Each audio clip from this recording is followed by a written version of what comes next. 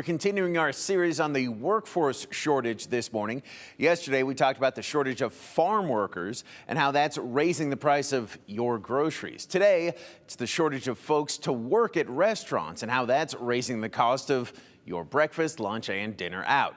The Bureau of Labor Statistics says the rate of people quitting their restaurant jobs in America was at 5.7% in September. That's the highest of any industry and more than double the average for all other industries. It translates to more than 700,000 Americans quitting their restaurant jobs in September. Where are all those people going? Well, I talked to Boomer Godsill, president of Godsill Company, who runs a bunch of local restaurants, including the Sunrise Cafe. He says it feels like those folks are leaving for opportunities in other industries that are also going through a worker shortage and offering higher wages, better benefits, or just more fulfilling work. Godsill also says this shortage is tougher on local restaurants as opposed to national chains, which is why some local places are cutting hours, services, or just shutting down. Also, according to Godsill, the national chains can handle this unprecedented turnover better because they have much more buying power and better training programs, which means they can pay more, and that has the mom and pop shops trying to play catch up.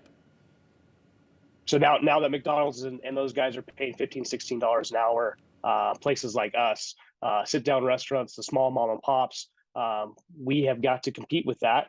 Which we never have before, as far as the $15, $16 an hour for dishwashers and prep cooks and cooks, and it all kind of progresses higher as you go up. It's forcing us to pay the wage to get the workers because we need them, but then also to raise our prices at the same time. And they're not alone. According to the Bureau of Labor Statistics, the average wage in the U.S. for restaurant workers has gone up almost $7 an hour in the past decade. Godsill says that's a tough thing to manage because if they're bumping up wages, they're going to bump up menu prices to cover that. What does that look like, though, in raw numbers? For us to give wage increases, it usually corresponds to a menu increase, which goes to the customer.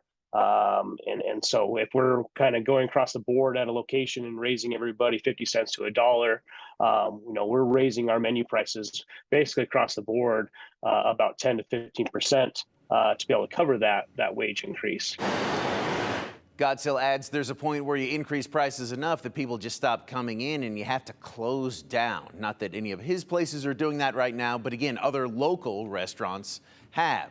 And Godsill is looking at making a specific change, like a lot of other businesses have already made, to try to attract and keep workers. I'll tell you what that is tomorrow.